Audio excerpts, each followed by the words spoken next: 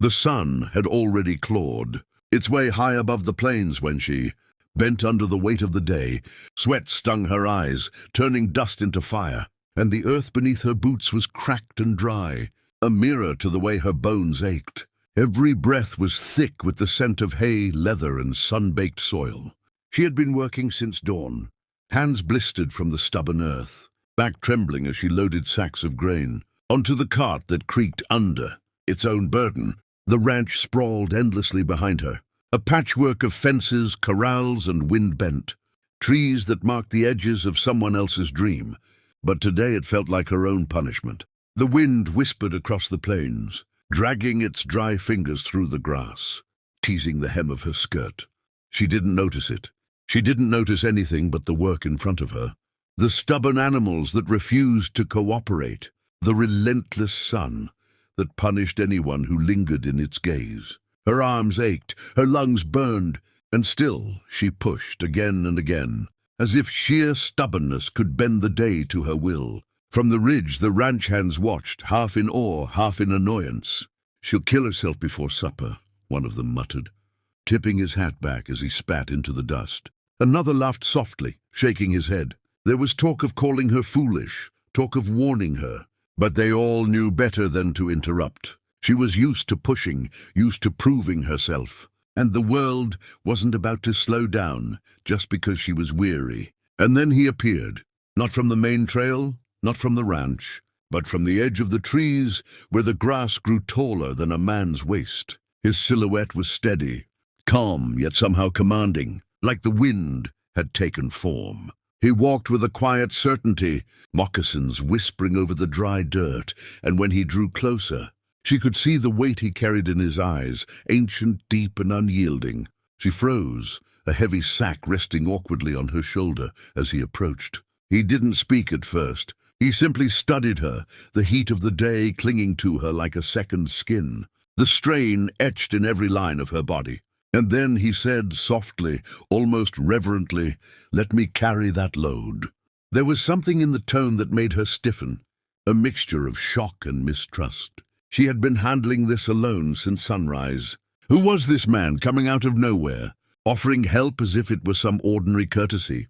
Her pride bristled and she shook her head. "I know I can manage." But he only smiled, a small, patient curve of lips that spoke of experience, of strength, of someone who had seen hardship and chosen not to be cruel to it. He didn't argue, didn't insist, but his presence was magnetic, pulling at her resolve as surely as the plains pulled at the horizon. Finally, with a reluctant sigh, she set the sack down. He picked it up effortlessly, the muscles in his arms corded and unyielding, and slung it over his shoulder. Like it weighed nothing, choice. The cart groaned less under the load, and she realized, with a sting of embarrassment, that she had been about to break herself trying to do what he had just handled with ease. "Thank you," she said, voice tight with the remnants of pride she couldn't yet let go of. He nodded once, still quiet, and began walking beside her as she guided the cart across the uneven ground. The plains stretched endlessly, a sea of sun-scorched grass and scattered rocks. And somewhere in the distance, a herd of cattle stirred, their lowing adding a musical ache to the heat. She didn't know why, but walking beside him felt different, lighter somehow, as though the burden she had carried for so long wasn't just the sacks of grain. The day began to shift, the sun dipping just enough to cast long, restless shadows across the ranch, and with that shift came the awareness of others, men whose eyes lingered too long on her, their smirks carrying the weight of gossip and expectation. One of the ranch hands, tall and broad, called out, "Ain't every day a stranger helps the help. Don't get used to it, girls." She ignored him, but the words hung in the air like smoke, curling around her shoulders and whispering doubt. The Apache man, though she didn't know that yet, didn't flinch. He merely walked, silent and steady, his presence a counterbalance to the sneers and judgment that surrounded her. By the time they reached the barn, the sun was low enough to set the plains aflame with its dying light. He set down the sack gently, almost ceremoniously, and for a moment she thought she might speak, but no words came. All she could do was watch as he adjusted his pack and turned, offering a glance that felt both fleeting and weighty. "See you tomorrow?" she asked, almost without thinking. He didn't answer immediately. Instead, he gave a nod that was almost imperceptible, yet somehow carried the promise of return, the assurance that he understood more than she could yet articulate. And with that, he disappeared back into the tall grass, leaving her standing in the fading light, the wind tugging at her hair like a restless hand. The shadows of the ranch grew longer, and the sound of cattle settling in the corral filled the air. But in her chest, a new tension had begun to pulse. It was not just the exhaustion of the day, but the spark of curiosity, the brush of something unspoken, and the faintest, most dangerous stirrings of hope.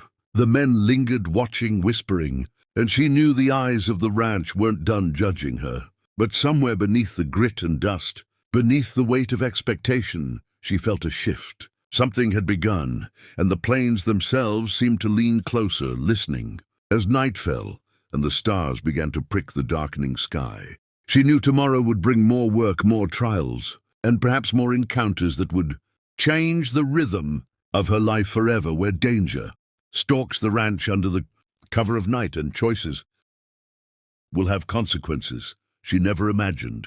Night fell like a black blanket over the ranch intimidati, swallowing the plains and leaving only the stars and the cold whisper of the wind. The air smelled of hay, sweat, and the faint tang of horses, their soft snorts punctuating the silence. She lay on a cot in the small cabin the ranch provided for her, muscles still aching from the relentless day, mind racing with the memory of the Apache man, the way he had carried her burdens with a calm that seemed almost otherworldly, the quiet strength in his presence that lingered in the corners of her consciousness. Sleep came fitfully interrupted by the distant sounds of coyotes and the occasional creak of the barn settling. Somewhere, she thought, the ranch was alive with the unspoken rules of the frontier, men judging, watching, waiting for weakness to show.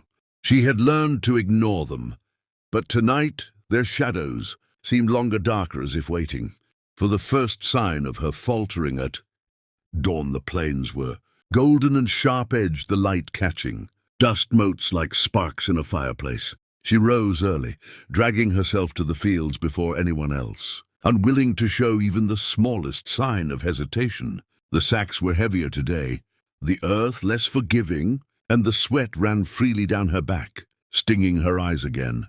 She worked with grim determination, unaware of the figure that had been watching from the ridge for hours.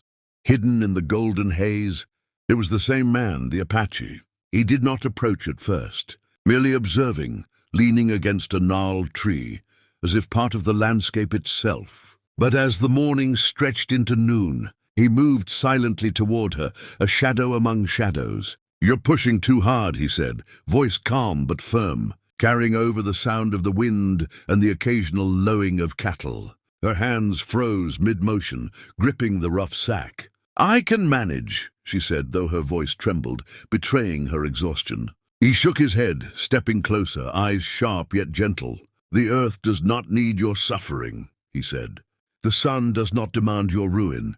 She blinked at him, not used to such words, so different from the rough, dismissive tones of the men on the ranch. "And what would you have me do?" "Sit while the work waits." He smiled faintly, that same quiet patience she had seen before. "Let me help."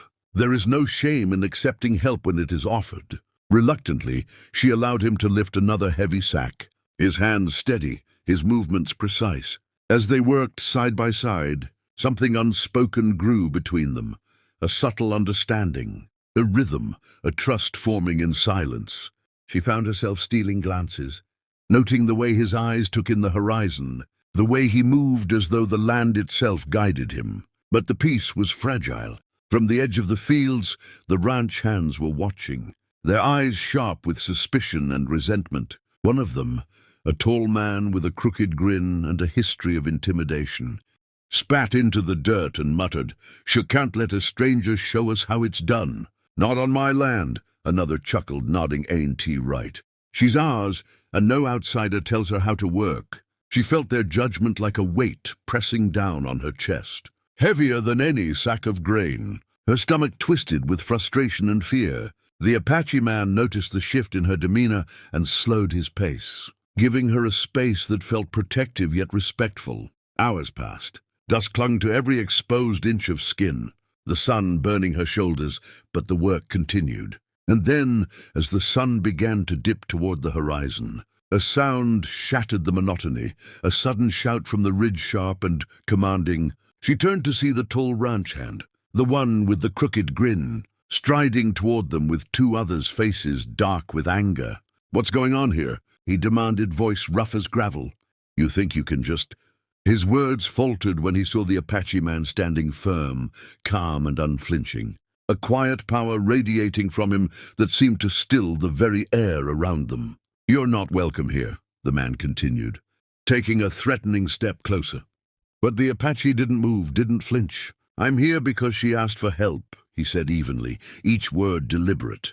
No more, no less. The ranch hand's expression darkened. "We don't take orders from strangers. You leave, or there will be trouble." She felt her heart pound, her hands clammy, but she refused to step back. Something in her stirred, a blend of fear and defiance.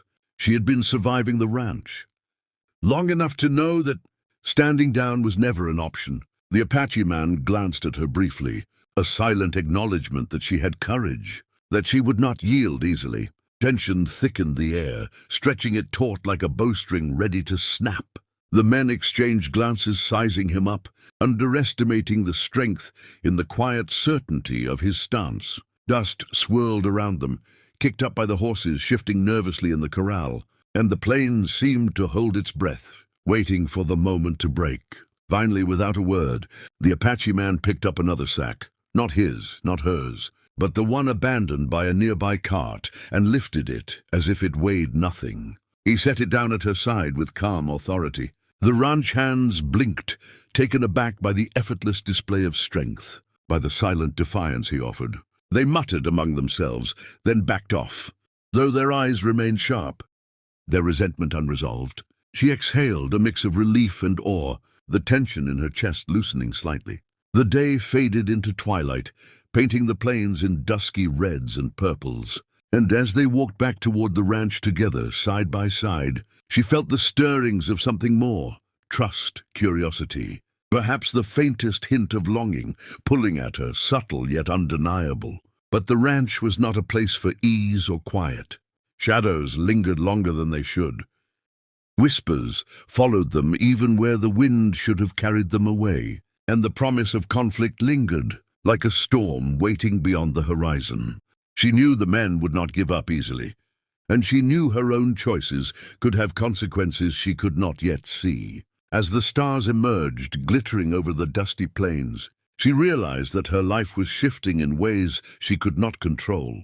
The Apache man's presence was more than help. It was a challenge, a reminder that strength came in many forms, and that the frontier demanded courage in every breath. Like, comment, and subscribe.